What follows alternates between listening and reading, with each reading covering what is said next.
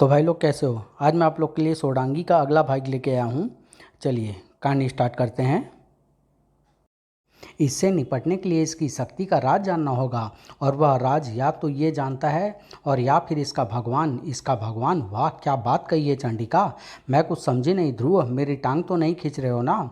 नहीं चंडिका, तुम्हारा chemical analyser सही कह रहा था। यहाँ पर सौर ऊर्जा बैटरी मौजूद है। यह तो सभी जानते हैं कि प्राचीन मिस्र में सूर्य को सबसे बड़ा देवता माना जाता था। वह शायद इसलिए क्योंकि सूर्य इनको शक्ति देता था, और सौर ऊर्जा की शक्ति एंटी ग्रेविटी फोर्स पैदा करने के लिए एनर्जी चाहिए, और वह एनर्जी इसको सौर ऊर्जा से मिल रही है। इसके पास कोई ना कोई ऐसी चीज़ ज़रूर है जो सौर ऊर्जा को सोलर बैटरी बनकर सोख रही है, और उसी से इसको ये पावर मिल रही है। इसके कड़े ज़रूर वे ही सोलर बैटरी का काम कर रहे हैं, पर इस रात में इसको सौर ऊर्जा कहाँ से मिल रही है? शायद चांद से। चांद भी सूर्य की ही किरणों को हमारी पृथ्वी पर परिवर्तित करता है। अब क्या करें? इसके कड़ों को भला हम कैसे उतार सकते हैं? एनर्जी को एनर्जी काट सकती है। इसके कड़े धातु के हैं, और इन तारों में बिजली अभी भी दौड़ रही है, और वह भी 11,000 वोल्ट की। इस शौक को सह पाना किसी भी इंसान के लिए असंभव था, लेकिन सिराटा तो वह सदियों पुरानी जीवित मम्मी थी जिसको तुतैन ने पिरामिड की चमत्कारी शक्तियों की मदद से अब तक जीवित रखा था। और जो मौत को सह सकता है वह कुछ भी सह सकता है। मेरे कड़े पर तेरा वार करना बता रहा है कि तूने मेरी शक्ति के स्रोत को ढूंढ लिया है, लेकिन मुझको ऊर्जा देकर तू मेरी शक्ति को और बढ़ा रहा है। चांद की धीमी और ऊर्जा तो मुझको सिर्फ वाहन जैसी चीज़ों को उठा पाने की क्षमता ही दे पा रही थी, पर ये ऊर्जा पाकर तो मैं कुछ भी उठा सकता हूँ। धन्यवाद ध्रुव, धन्यवाद। अब मैं तुझको वाहनों से कुचल कर नहीं, बल्कि इमारतों से कुचल कर मार सकता हूँ। ये क्या हुआ ध्रुव? हमने तो इसकी ताकत और बढ़ा दी। थोड़ा धीरज रखो चंडिका। विद्युत ऊर्जा दूसरी ऊर्जाओं में बदलने के साथ साथ हमेशा हीट एनर्जी भी बदलती है, और 11,000 वोल्ट की ऊर्जा जब उष्मा में बदलेगी तो वह धातु को पिघलाकर पानी बना देगी, और तब इसकी शक्ति को काटना बहुत आसान होगा। दूसरा कड़ा भी उतर गया, और कड़े सिराट्रा के शरीर से अलग होते ही उसकी शक्ति भी खत्म हो गई। पूरे क्षेत्र में गुरुत्वाकर्षण की शक्ति वापस लौट आई, और एक गिरती कार से सिराट्रा का अपना निशाना बना डाला। आह, बेचारा सिराट्रा अपने ही हथियार से मारा गया, और इसकी तस्वीर ले जाने की कोशिश नाकाम हो गई। वैसे तो मैं चाहता था कि तुम तस्वीर की सुरक्षा के लिए वहाँ पर रुकती चंडिका, पर कोई बात नहीं। वहाँ पर श्वेता तो है ना? श्वेता? हाँ हाँ, पर क्यों? तस्वीर लेने पहुँचे सांप को तो मैंने काबू में कर लिया था। तस्वीर पर और भी हमले हो सकते हैं, पर मुझको श्वेता पर भरोसा है, वह संभाल लेगी। श्वेता, मैं चलती हूँ। ध्रुव, तुम भी फटाफट घर पहुँचो। ये क्या बेवकूफ़ी कर दी मैंने? तस्वीर के तो आसपास भी कोई नहीं है। अरे कहाँ चले ध्रुव? ओह, नागराज और वेदाचार्य साथ में फैसलेस भी है, यानी तुमने सर्पखोर पर काबू पा लिया। पर तुम राजनगर कैसे आए? राजनगर आए कैसे? सर्पखोर की खबर पाकर। उससे पहले तो मैं तस्वीर लेने मिस्र जा रहा था, पर मुझे यह देखकर तसल्ली मिली है कि करणवसी तुम्हारी तस्वीर ले जाने में कामयाब नहीं हो सका। करणवसी, उसका इस तस्वीर से क्या संबंध है? सारा षड्यंत्र उसी का रचा हुआ है। सुनो, नागराज तो निश्चिंत था, लेकिन श्वेता की चिंताएं बढ़ती जा रही थी। Oh my God, oh my God. मेरे वहां पर पहुंचने तक उस तस्वीर को बचा कर रखना। श्वेता की चिंता बेबुनियाद नहीं थी, क्योंकि तुतैन ने उस तस्वीर को ढूंढने का रास्ता निकाल लिया था। यहाँ पर दर्पणों का जाल ऐसे बिछा है कि हर दर्पण में दूसरे दर्पण की छवि नजर आ रही है, और इस श्रृंखला के आखिरी दर्पण के सामने तस्वीर रखी है। यानी अगर मैं इस तस्वीर दिखाते दर्पण पर प्रकाश की किरण डालूंगा तो वह परिवर्तित होकर उसके पहले वाले दर्पण पर पड़ेगी, और वह यहाँ से फिर ये किरण और पहले वाले दर्पण पर पड़ेगी। यानी इस पर अब बस मुझको इस परिवर्तित हो रही प्रकाश किरण को पीछा करते जाना है, और मैं तस्वीर तक पहुंच जाऊंगा। ये रही तस्वीर। चंडिका थोड़ी देर से पहुंची थी। वह तस्वीर इसी कमरे में तो थी। ये क्या? ये तो किसी किस्म का ऊर्जा द्वार लगता है, और इसके अंदर घुसकर कोई भाग रहा है। कुछ गड़बड़ है। अब वह तस्वीर यहाँ पर नहीं है। मैं यह सोचकर निश्चिंत हो गई थी कि तस्वीर ले जाने वाले को मैंने काबू में कर लिया है, पर मुझे क्या पता था कि इसके पीछे एक से ज़्यादा लोग लगे हैं। और अब भैया को मैं किस मुंह से ये बताऊंगी? खैर, बताना तो पड़ेगा ही। नागराज की कहानी खत्म होते होते बुरी खबर उन तक पहुँच चुकी थी। ध्रुव भैया, ध्रुव भैया, श्वेता तुम यहाँ पर? वह तस्वीर, उसको कोई ले गया। ओ गॉड, कौन ले गया तस्वीर को? पता नहीं, मैंने तो सिर्फ पट्टियों से बंधा एक पर एक पैर देखा था, उसमें सोने के जूते थे। तूतेनखामेन वह खुद आया था तस्वीर लेने के लिए। आई एम सॉरी भैया, don't feel bad bad Shweta, मैं भी अपने पास वाली तस्वीर को नहीं बचा पाया था। तुम्हारे पास भी कोई तस्वीर थी नागराज, पर इन तस्वीरों को चुरा कर कोई क्या करेगा। तस्वीर से जो काम होना था वह हो चुका था। क्लियोपेट्रा का महल अब पूरे स्वरूप में हमारे सामने है। अब करणवसी को दुनिया का सम्राट बनने से कोई भी नहीं रोक सकता। मेरे साथ आओ तूतेन, और मुझको बताओ कि वह शक्ति इस महल में कहाँ पर रखी हुई है जिसके सामने पूरी दुनिया घुटने टेकने पर मजबूर हो जाएगी। कहाँ पर है क्लियोपेट्रा की चमत्कारी राजदंड। आप मेरे साथ आइए, मैं आपको रास्ता दिखाता हूँ। जल्दी ही करणवसी का सपना सच होकर उसकी आंखों के सामने था। यही है, यही तो है वह राजदंड जिसको हाथ में लेते ही दुनिया मेरे सामने घुटने टेकने पर मजबूर हो जाएगी। और ये राजदंड तो मेरे हाथों में आने से इनकार कर रहा है, अपने आप उड़कर कहीं और जा रहा है। पर कहाँ? सोडांगी के पास। पर क्यों? क्योंकि इस राजदंड का प्रयोग सिर्फ क्लियोपेट्रा या उसके द्वारा अधिकृत किए गए प्राणी ही कर सकते हैं, और वह अधिकृत प्राणी मैं हूँ, आप नहीं करणवसी। अरे वाह, तब तो मैंने अनजाने में अपनी किस्मत बना ली, तुमको सम्मोहित करके अपना गुलाम बना लिया। फिर भी सम्राट तो करणवसी ही बनेगा। तू राजदंड के जरिए दुनिया पर हुक्म चलाएगी और तुझ पर हुक्म चलाएगा करणवसी। नागराज और ध्रुव दुनिया पर मंडराते खतरे के बादलों को साफ देख रहे थे। स्टार हेलीकॉप्टर हमको 3 घंटे के अंदर अंदर करणवसी तक पहुंचा देगा नागराज। तब तक शायद बहुत देर हो चुकी होगी ध्रुव। अभी न्यूज़ लगा कर देख लेते हैं, अगर कोई गड़बड़ हुई होगी तो अब तक मीडिया को पता लग गया होगा। अल जजीरा चैनल लगा कर देखता हूँ। अरे ये क्या हुआ? सारी दुनिया के हर चैनल पर एक ही मैसेज आ रहा है, एक महत्वपूर्ण सूचना के लिए इंतजार करें। क्या है वह महत्वपूर्ण सूचना? यह है सोडांगी। मैं सोडांगी इस दुनिया के सभी देशों के शासनाध्यक्षों और नागरिकों को आदेश देती हूँ कि वे मुझको इस दुनिया का सामग्री स्वीकार करें। ये सोडांगी को क्या हो गया है? अभी पता चल जाएगा। हम मिस्र की धरती पर तक पहुंच चुके हैं, हमको सोडांगी को काबू करने में देर नहीं लगेगी। नहीं, सामग्री सोडांगी का अहित सोचने वाला हमारा दुश्मन है, और वेदाचार्य दुश्मनों को कभी माफ़ नहीं करता। मैं तुमको पहचान रहा हूँ नागराज, मेरी याददाश्त अभी सही सलामत है, पर सामग्री का अपमान उनके सेवकों का अपमान है, मेरा अपमान है। ये क्या कह रहे हैं वेदाचारी? होश में आइए, मैं नागराज हूँ, नागराज। वेदाचारी को ये क्या हो गया है? फैसलेस, इसको संभालो तो तुमको है ध्रुव। वेदाचारी एकदम सही काम कर रहे हैं। जो सामग्री को का अहित करने का सोचेगा वह बागी है, और बागियों की एक ही सज़ा है, सजाए मौत। ओह, जिससे मदद की उम्मीद थी वह भी सोडांगी का वफादार बन गया। ये हो क्या रहा है? सोडांगी का कही बात सच हो रही है। राजदंड हाथ में आते ही पूरी दुनिया उसकी गुलाम बन रही है। ऐसा है तो हम सोडांगी के गुलाम क्यों नहीं बन गए? याद करो ध्रुव, जब महानगर में हुई मिस्र प्रदर्शनी में उन तस्वीरों का जिक्र हुआ था तो सोडांगी ने हमको वचन दिया था कि वह सामग्री बन जाने पर भी मुझ पर और तुम पर अपना हुक्म नहीं चलाएगी।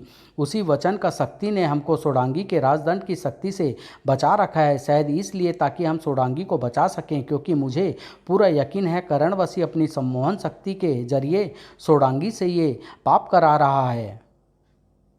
पर सोडांगी को तो हम तब बचाएंगे जब हम खुद बचेंगे। इस तिलिस्म शक्ति से बचने का मुझे तो कोई तरीका पता नहीं है। पता तो मुझे भी नहीं है। मुझको तो तिलिस्मी शक्ति ने हमेशा बचाया है, डुबोया कभी नहीं।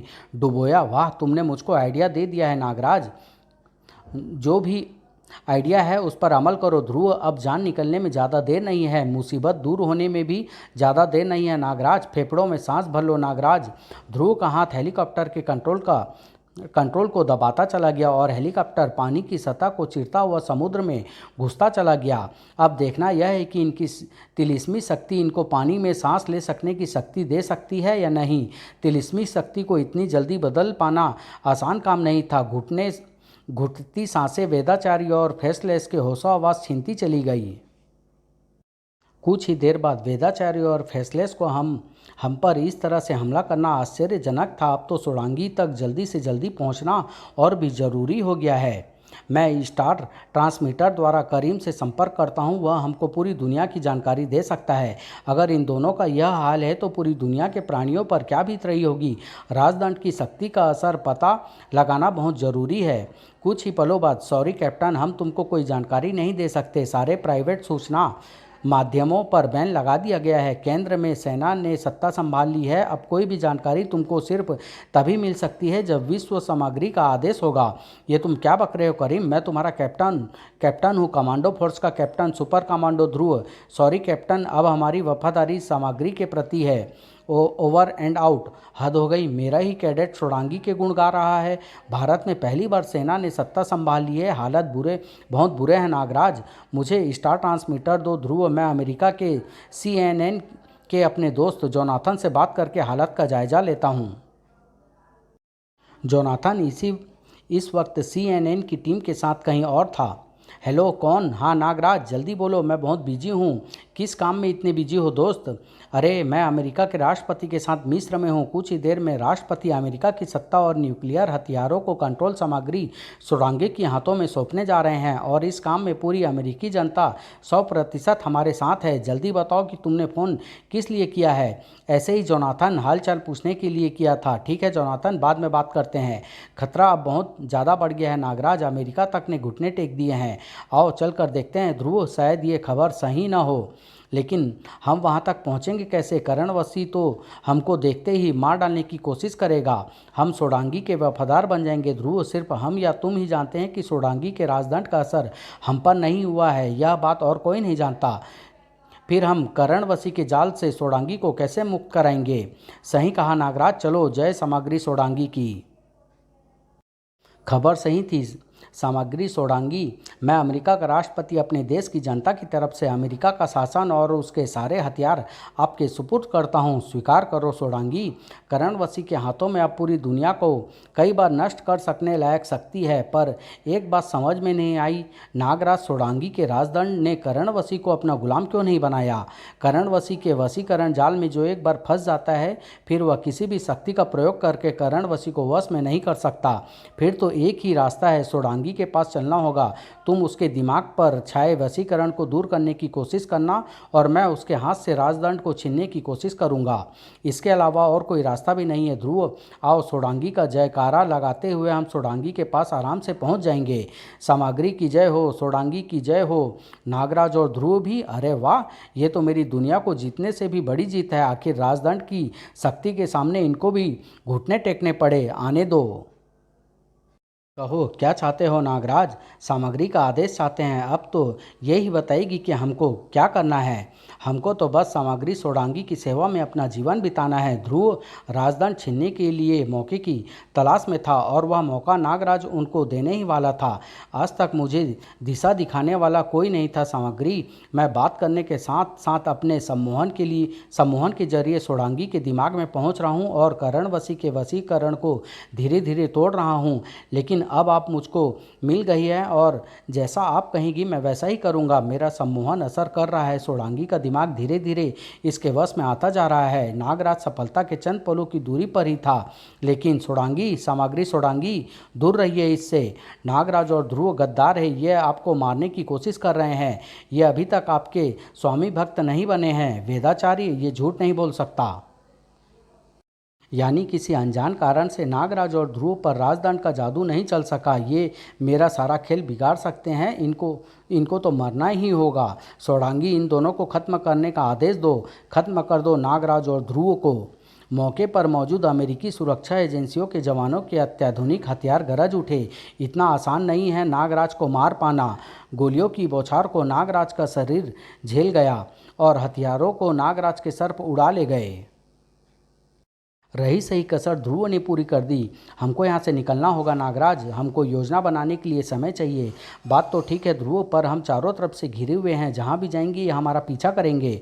इसका भी हल है मेरे पास। स्टार लाइन के छत पर पड़ी कनात को नागराज और ध्रुव के ऊपर ला गिराया। आहा, ये दोनों अपने ही जाल में फंस गए हैं। अब ये बच नहीं सकते। गोलियों की बौछार ने कनात को जाली में बदल डाला। अब इन दोनों की लाशें लेकर मेरे पास आओ। पर यहाँ तो कोई है ही नहीं। असंभव, ये कैसा जादू है? उन दोनों को आसमान निगल गया या जमीन खा गई? उनको जमीन निगल गई थी। गुड आइडिया ध्रुव। ऐसे जमीन के नीचे से जाने पर किसी को भी यह अनुमान नहीं लग पाएगा कि हम किस दिशा में गए हैं। वे तो यह अनुमान भी मुश्किल से ही लगा पाएंगे कि हम जमीन में सुरंग खोदकर भागे हैं, क्योंकि तुम्हारे सर्पों ने सुरंग के मुंह को फिर से मिट्टी भरकर समतल कर दिया था। अब फिलहाल हमको कोई भी कुछ देर के लिए परेशान नहीं करेगा। बताओ, हम दुनिया को करणवसी के हाथों से कैसे बचा सकते हैं? दो ही तरीके हैं, या तो सोडांगी के हाथ से राजदंड का छीना जाए और या फिर सोडांगी को करणवसी के सम्मोहन से मुक्त कराया जाए।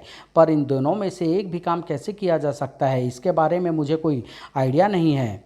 करणवसी खतरे को भांप रहा था। नागराज और ध्रुव मुझ पर दूसरा वार भी जल्दी ही करेंगे, उससे पहले ही मुझको उन्हें बेबस करना होगा, और यह काम करने का तरीका मुझे पता है। सोडांगी कुछ ही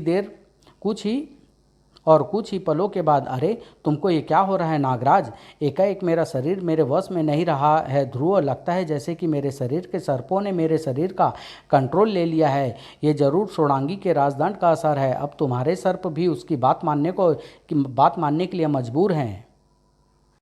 ये काम उन सर्पों का नहीं है ध्रुव जो मेरे शरीर में पैदा होते हैं। वे मेरे शरीर का ही एक हिस्सा है, और सोडांगी के वचन के कारण राजदंड का असर उन पर नहीं हो सकता। ये काम उन इच्छाधारी सर्पों का है जो मेरे शरीर से पैदा तो नहीं हुए, लेकिन मेरे शरीर में ही वास करते हैं। और चूंकि वे राजदंड के वश में हैं, इसलिए मैं उनको शरीर से बाहर निकालने का खतरा मोल नहीं ले सकता। यानी तुम अपने ही हाथों से पीटने के लिए मजबूर हो। अब अगर तुमको बचना है तो तुमको करणवसी के शरण में जाना ही पड़ेगा। उसका मौका शायद न मिले ध्रुव, क्योंकि ये सर्प मेरी गर्दन और मेरी हड्डियों को तोड़ने का प्रयास कर रहे हैं। तभी ओह, तुम्हारे वारों ने दीवार में एक बड़ा छेद कर दिया है और उससे होकर पानी तेजी से अंदर आ रहा है। यानी हम सुरंग खोदते खोदते समुद्र तक आ गए हैं। अब तो समुद्र में जाना ही पड़ेगा, क्योंकि वापस जाने का कोई रास्ता नहीं है। पानी में पहुंचते ही ध्रुव और नागराज के हाथ तेजी से चलने शुरू हो गए। वे दोनों अब गूंगे बहरों की भाषा का प्रयोग कर रहे थे। ये तो बुराई के रूप में भलाई मिल गई। अब तुम उन सांपों को आराम से शरीर से बाहर निकाल सकते हो जो तुमको परेशान कर रहे हैं। सही कहा ध्रुव, उनमें से कोई भी सांप पानी में सांस नहीं ले सकता।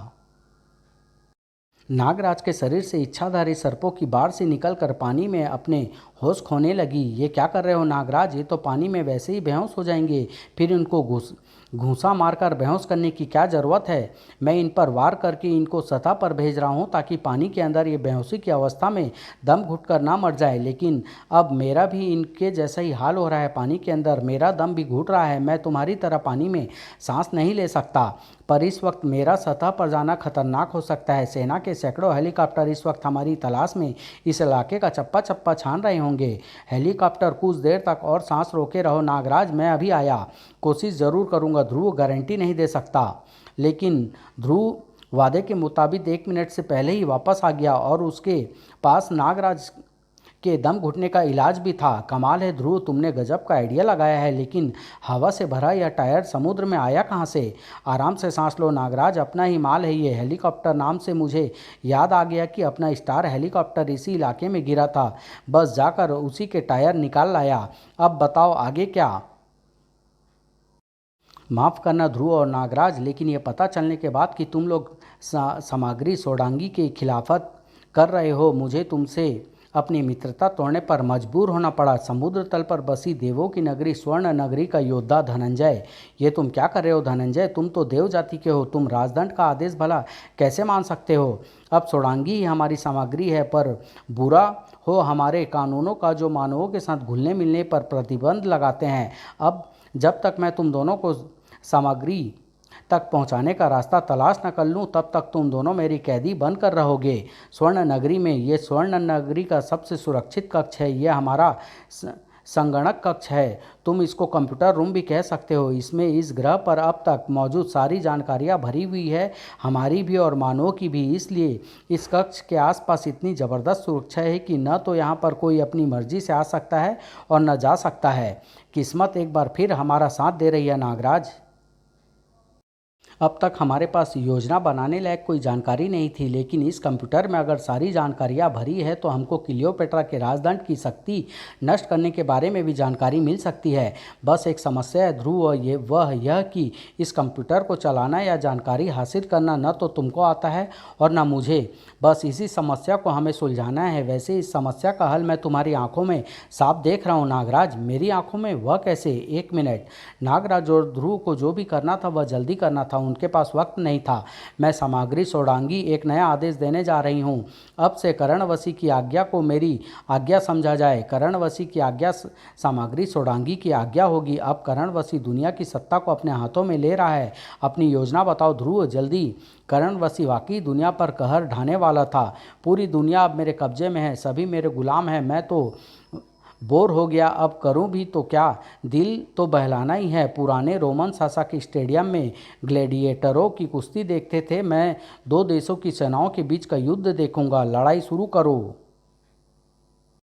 मानव इतिहास में पहली बार एक ऐसा युद्ध लड़ा जा रहा था जिसमें दोनों सेनाओं की स्वामी भक्ति एक ही शासक के प्रति थी। बिना किसी कारण के बेगुनाहों का खून बह रहा था और खुशी के मारे करणवसी का खून बढ़ रहा था। इतना मजा तो रोमन, मुगल और अंग्रेज महाराजाओं ने मिलकर भी नहीं किया होगा। लड़ो और लड़ो। इस लड़ाई को सिर्फ भगवान ही रोक सकता था। सर सर, तेरा सिर। सम्राट बोल सम्राट।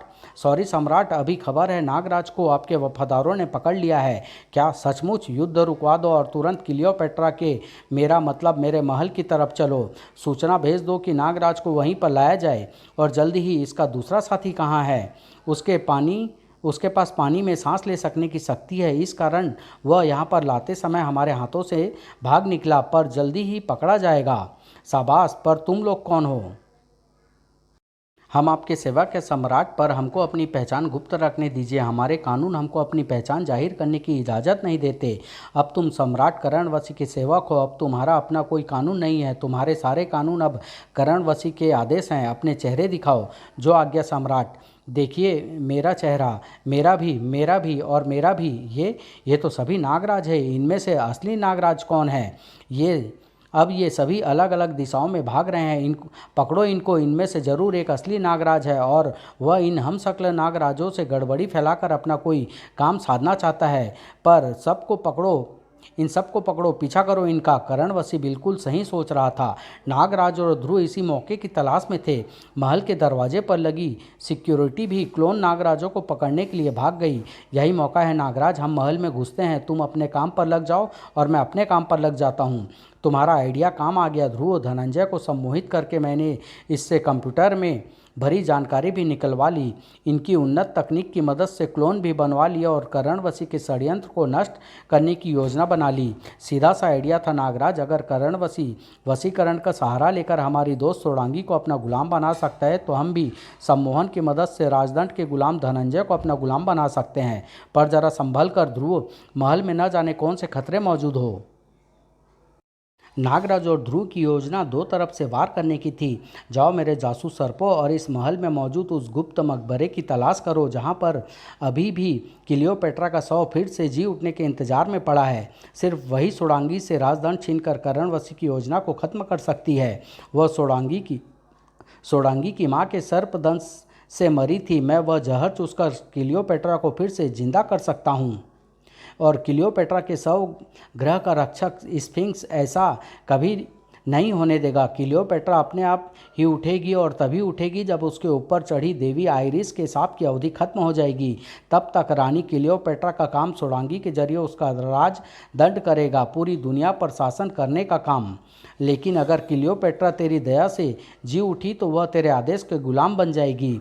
ये फिंक्स तो बहुत खतरनाक प्राणी है। मैंने सुन रखा है कि इसको अगर जलाकर राख भी कर दो तो ये अपनी राख में से फिर से जी उठता है। खैर, इस बात को तो मैं अभी चेक कर लेता हूँ। मेरे ध्वंसक सर्प इसके टुकड़े करने में ज़्यादा वक्त नहीं लगाएंगे।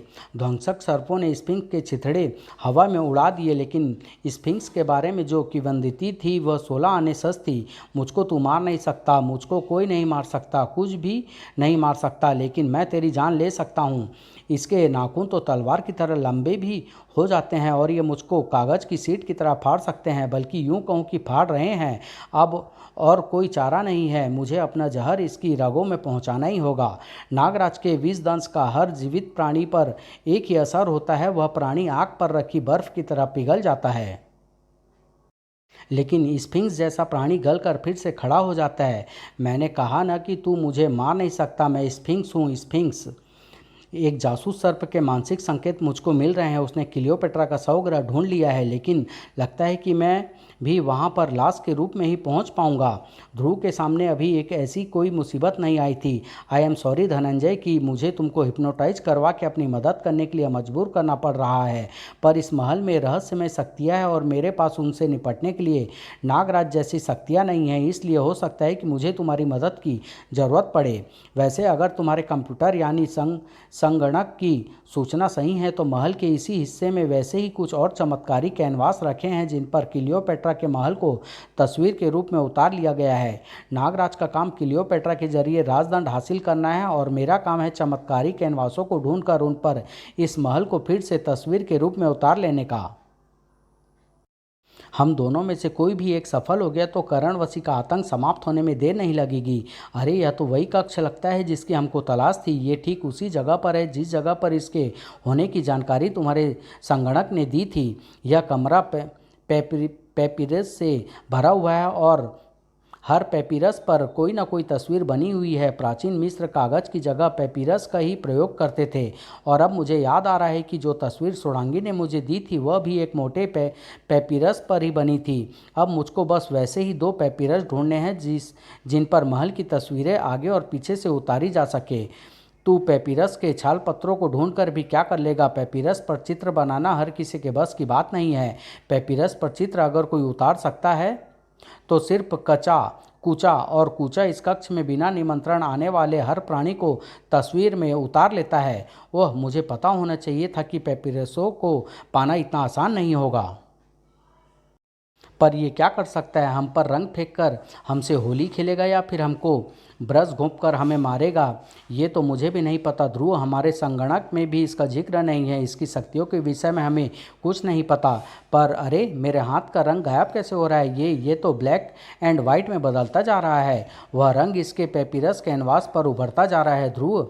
यानी ये तुमको तस्वीर के रूप में कैनवास पर खींच रहा है। जल्दी ही तुम एक तस्वीर बनकर रह जाओगे। सही समझा तू स्वर्ण मानव। जैसे मैंने क्लियोपेट्रा के आदेश पर उसके महल को तस्वीर बना दिया था वैसे ही अब तुझे भी तस्वीर बना दूंगा। वैसे तो मैं इस महल को फिर से तस्वीर में बदल सकता हूँ, पर अब उसकी कोई ज़रूरत नहीं है क्योंकि क्लियोपेट्रा पर छाए देवी आइरिस के शाप की अवधि अब समाप्त होने ही वाली है। वैसे भी अब रानी क्लियोपेट्रा को महल की ही ज़रूरत पड़ने वाली है, तस्वीर की नहीं। ओह, पता नहीं चल रहा है कि ये इस काम को कैसे कर पा रहा है। इसको रोको धनंजय। अभी लो ध्रुव। धनंजय का स्वर्ण पास कूचा की तरफ लपका, लेकिन अगले ही पल स्वर्ण पास धनंजय के हाथ से गायब होकर पेपिरस पर जा छपा। कुछ समझ में नहीं आ रहा है ये कि हो कैसे रहा है। खैर ये सोचने का समय नहीं है। धनंजय कूचा को द्वार बनाकर इस दुनिया के किसी सुनसान कोने में भेज दो। अभी लो ध्रुव। धनंजय ने द्वार बनाना तो शुरू तो कर दिया, लेकिन वह द्वार बनाना खत्म नहीं हो पाया क्योंकि स्वर्ण पास के साथ साथ अब धनंजय भी तस्वीर का हिस्सा बन चुका था। अब तेरा भी यही हाल होगा। ये क्या हो गया? जिसकी चमत्कारिक शक्ति का सहारा था वह तो खुद ही एक चमत्कारी शक्ति का शिकार बन गया, क्योंकि अब तू मेरी इस तस्वीर से लड़ता रह जाएगा और मैं तेरी तस्वीर उतार लूँगा। ओह, छेदों के अंदर से आती सूर्य की किरण तस्वीर पर पड़ते ही यह योद्धा तस्वीर से जीवित होकर बाहर आ गया और मेरे शरीर का पूरा रंग धीरे धीरे गायब हो रहा है। अब मैं इससे लड़ूं या अपने तस्वीर बनने से बचाऊं? मैं चाहूं तो तुझे एक पल में तस्वीर बना दूं, पर मैं तेरी तस्वीर को ज़रा संभाल कर बनाना चाहता हूं ताकि तू अपने आप को धीरे धीरे खत्म होता हुआ देख सके। नागराज भी अपने अभियान के बीच में ही रुका हुआ था। हार मान ले नाग मानव और पीछे लौट जा। यह तेरे लिए आखिरी चेतावनी है। तुझमें अद्भुत शक्तियाँ तो है लेकिन स्फिंक्स से जीत सकने लायक शक्ति नहीं है। नागराज कदम आगे बढ़ाकर पीछे कभी नहीं रखता। ऐसा है तो मैं तुमको कदम हिलाने लायक ही नहीं छोड़ूंगा। पत्थर की मूर्ति में बदल दूंगा तुझको। इसके हाथ से निकलती किरण ने मेरे पैरों को पत्थर में बदल दिया है और अब मेरा पूरा शरीर पत्थर का बनता जा रहा है। इस पर वार करके इसको यह अद्भुत किरण छोड़ने से रोकना होगा। नागराज ने वार तो किया पर निशाना चूक गया, लेकिन फिर भी स्फिंक्स करा उठा और इसकी किरण भी लुप्त हो गई। ये कैसा चमत्कार है! निशाना कहीं और लगा पर यह करा उठा। मेरा शरीर भी सामान्य हो रहा है। मेरा वार तो इस मूर्ति पर लगा है जो शेर के सिर वाला इंसान है। अब समझा, ये मूर्ति स्फिंक्स का आधा रूप है। ये मूर्ति स्फिंक्स का असली शरीर है जिस पर शेर का सिर लगा है। जब तक ये मूर्ति सुरक्षित है तब तक स्फिंक्स भी अमर है। लेकिन अगर इस मूर्ति को तोड़ दिया जाए तो स्फिंक्स भी खत्म हो जाएगा। खैर, यह तो अभी पता चल जाएगा। मूर्ति का हाथ हवा में उछलते ही स्फिंक्स का भी हाथ हवा में उड़ गया। वो मारा। स्फिंक्स इसलिए अमर था क्योंकि उसका आधा शरीर मूर्ति के रूप में सुरक्षित था। लेकिन अब न ये मूर्ति सुरक्षित रहेगी और न स्फिंक्स। मूर्ति के साथ साथ स्फिंक्स के भी चिथड़े हवा में उड़ गए। अब मेरा रास्ता साफ है। क्लियोपेट्रा के सुरक्षित रखे शव तक पहुंचने के लिए इसको अगर मैं जीवन दान दूंगा तो ये मेरे आदेश की गुलाम बन जाएगी और दुनिया को इससे कोई खतरा नहीं होगा। यह विष के कारण मृत है। अगर मैं इसके शरीर से विष खींच लूँगा तो ये फिर से जी उठेगी। नागराज क्लियोपेट्रा को उठाने की कोशिश कर रहा था और कूचा ध्रुव को गिराने की। मेरा शरीर तेजी से अपना रंग खोता जा रहा है। जल्दी ही मैं अपने अंग भी खोना शुरू कर दूंगा और आखिरकार एक तस्वीर बनकर रह जाऊंगा। ओह, ये क्या! इसका ब्रश चमक रहा है और इसका प्रकाश मुझ पर पड़ रहा है। कहीं यही प्रकाश तो मुझे तस्वीर में नहीं बदल रहा है? ये ब्रश इसके हाथ से गिराना होगा। मैं तो शायद इसके पास ना पहुंच पाऊं, लेकिन ये योद्धा इसके पास तक जरूर पहुंच सकता है। ये ध्रुव की कुशल कलाबाजी का ही कमाल था कि उस पर होने वाले वार कूचा पर पड़ रहे थे। वाह, मेरा रंग उड़ना रुक गया है। यानी ये कमाल इसके ब्रश का ही था। तू मुझे काट नहीं सकता लड़के। मेरा हाथ फिर से जुड़ जाएंगे। तब तक मेरे पास थोड़ा सा समय है। सोडांगी ने बताया था महल की तस्वीरों को सूर्य की किरणें जिंदा कर सकती है। इस योद्धा को भी सूर्य किरण द्वारा ही जिंदा किया गया था। यानी मैं धनंजय को भी सूर्य किरणों से जीवित कर सकता हूँ। सूर्य किरणों ने सचमुच धनंजय को फिर से सामान्य बना दिया। धनंजय, तुम इस योद्धा से निपटो। कूचा को मैं देखता हूँ। कूचा का हाथ वापस जुड़ सकने से पहले ध्रुव उस तक पहुंच चुका था। अब तेरे दोनों हाथ मेरे कब्जे में हैं और तू बचने के लिए कुछ भी नहीं कर सकता कूचा। ध्रुव को यह आभास था कि इस लड़ाई को जीतना आसान नहीं होगा, लेकिन यह लड़ाई उसकी उम्मीद से ज़्यादा आसान निकली। अरे, यह कूचा कहाँ गया? वह तस्वीर बन गया है, पर कैसे? मैंने तो इसको दूसरी तरफ फेंका था। ओह, समझा। यह ब्रश फ्लैश लाइट का काम करता है। यह पारदर्शी कलर बोर्ड लेंस का और यह पेपिरिस कैनवास फोटो फिल्म का। अच्छा हुआ कि मुझको कूचा से लड़ाई लड़ने में यह जानकारी मिल गई, वरना पेपिरस कैनवास मिलने के बाद भी मैं कुछ न कर पाता। अब जब तक धनंजय इस योद्धा को ठिकाने लगाता है तब तक मैं पेपिरस कैनवासों को ढूंढ लेता हूँ। ध्रुव को मंजिल मिलने वाली थी, लेकिन नागराज को मंजिल मिल चुकी थी। हमने सारे नागराजों को मार गिराया, पर सभी नागराज नकली निकले। ओह, तो असली नागराज जरूर महल के अंदर गया होगा, पर अगर ऐसा है तो वह जिंदा बाहर नहीं आएगा। मैं यहाँ पर हूँ करणवसी। नागराज और इसके साथ कौन है? ये तो क्लियोपेट्रा लग रही है। ये रानी क्लियोपेट्रा ही है, क्योंकि इसके सामने आते ही राजदंड अपने आप मेरे हाथ से छूटकर इसके पास आ रहा है। क्लियोपेट्रा फिर से जीवित हो उठी है और अब दुनिया की रानी बन चुकी है। नहीं, इस राजदंड को तोड़ दो क्लियोपेट्रा। अब इस दुनिया पर जनता का राज है, तानाशाह और राजाओं का नहीं। मेरा आदेश मानो, क्योंकि मेरे द्वारा जीवन दान दिए जाने के कारण तुम मेरा आदेश मानने के लिए बाध्य हो। ये क्या? क्लियोपेट्रा अब किसी की गुलाम नहीं है, क्योंकि इस पल से क्लियोपेट्रा के ऊपर छाए देवी आइरिस के शाप की अवधि समाप्त हो चुकी है। ओह, ये क्या हो गया? सांप की अवधि को भी इसी वक्त समाप्त होना था। अब तो मैं दुनिया के सामने सोडांगी और करणवसी से भी बड़ा खतरा पैदा कर दिया है। मुझे इसको रोकना ही होगा। वह जहर इसके शरीर में वापस पहुंचाना होगा जिससे इसको अब तक मृत कर रखा था। नागराज का शरीर इच्छाधारी कणों में बदल कर क्लियोपेट्रा के ठीक पीछे जा पहुंचा। अरे वाह, हरा नाग मानव कहाँ गया? मैं यहीं पर हूँ क्लियोपेट्रा। जो तुझसे लिया था वह वापस करने आया हूँ, समझी? पर यह विष अब मुझ पर असर नहीं करेगा। देवी आइरिस का सांप खत्म हो जाने के बाद मेरा शरीर भी यह मामूली विष तो क्या, विष का पूरा सागर अपने अंदर समेट सकता है। पर एक बात समझ में नहीं आई, तू राजदंड के असर से अब तक बचा कैसे हुआ है? शायद राजदंड की तरफ से किसी ने तुझे अभय दान दे रखा है, पर अब क्लियोपेट्रा तुझे अपना गुलाम बनने का हुक्म देती है। अब से तू मेरा गुलाम है और तेरा एकमात्र काम मेरी रक्षा करना है। ध्रुव भी अब तक बाहर आ चुका था। कूचा ने सही सही कहा था। क्लियोपेट्रा पर से सांप का असर हट गया है और उसने नागराज को भी गुलाम बना लिया है। अब एक ही रास्ता है, महल को फिर से तस्वीर में बदलने का। और थोड़ी ही देर में महल का अगला हिस्सा गायब हो रहा है, पर कैसे? ये काम उस लड़के का है। लगता है उसको भी नागबानों की तरह अभयदान मिला हुआ है। इसके हाथों में कूचा की कूची और रंगपट है। इसको नष्ट कर दो, फिर ये कुछ नहीं कर पाएगा। इसको मेरे पास लाओ ताकि मैं इसको तुम्हारी तरह गुलाम बना सकूं नाग मानव। इसके लिए तो मैं अकेला ही काफ़ी हूँ स्वामिनी। ओफ, महल का पिछला हिस्सा अभी तस्वीर में बदलना बाकी है और अब तो धनंजय भी मेरा साथ नहीं देगा क्योंकि नागराज के सम्मोहन पास में होने के कारण ये उसके खिलाफ नहीं जाएगा। ओह, नागराज ने ब्रश और कलर प्लेट को तोड़ दिया है। अब कैनवास पर महल की तस्वीर कैसे उतरेगी? अगर जल्दी ही महल के पिछले हिस्से की तस्वीर नहीं उतरी तो क्लियोपेट्रा अपना महल फिर से बना लेगी और फिर इसको रोकने वाला कोई नहीं होगा। अगर यहाँ कहीं पर एक लेंस भी मिल जाता तो मैं महल की छाया कैनवास पर बना देता। बगैर लेंस के तो छाया का पेपिरस कैनवास पर उतर पाना नामुमकिन है। या शायद नहीं है। यह डिब्बा जिसमें मैं सारा सामान भर कर यहाँ तक लाया था, अगर मैं इसमें स्टार ब्लेड से एक छेद कर दूँ तो यह पिन होल कैमरे का काम करेगा। बच्चों द्वारा बनाया जाने वाला वह कैमरा जिसमें एक छेद दृश्य की स्पष्ट तस्वीर स्क्रीन पर उतार लेता है। कैनवास के डिब्बे के पीछे रखते ही महल की छाया कैनवास पर उतर आई और महल का पिछला हिस्सा भी गायब होने लगा। ये क्या? ये नहीं हो सकता। अब मैं अपनी सारी शक्तियों के साथ फिर से इस तस्वीर में खींच जाऊंगी। महल और क्लियोपेट्रा के गायब होते ही सब कुछ सामान्य हो गया। अरे, हम यहाँ पर क्या कर रहे हैं?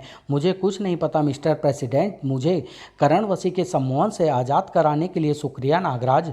इन तस्वीरों को नष्ट करना तो संभव नहीं है, लेकिन मैं इनको एक ऐसे गुप्त स्थान पर दफन कर दूंगी जहाँ से इसको ला पाना असंभव होगा। एक खुले ज्वालामुखी के मुंह के रास्ते से इनको लावे में दफन कर दूंगी। मुझे सपने में भी उम्मीद नहीं थी कि पूरी दुनिया का शासक बनने के बाद भी मैं तुम दोनों से मात खा जाऊंगा। तुमने इस अभियान की शुरुआत भिखारी के रूप में की थी न करणवसी? अब मैं अपने सम्मोहन द्वारा तुमको भिखारी बना दूंगा। जा करणवसी, उम्र भर के लिए भीख मांग कर गुजारा कर। और फिर नागराज के शक्तिशाली सम्मोहन ने अपना कमाल दिखाया। ए माई, कुछ पैसे देना। बाबा 2 दिनों से भूखा है। आगे बढ़ बाबा, हमारे पास छुट्टा नहीं है। समाप्त।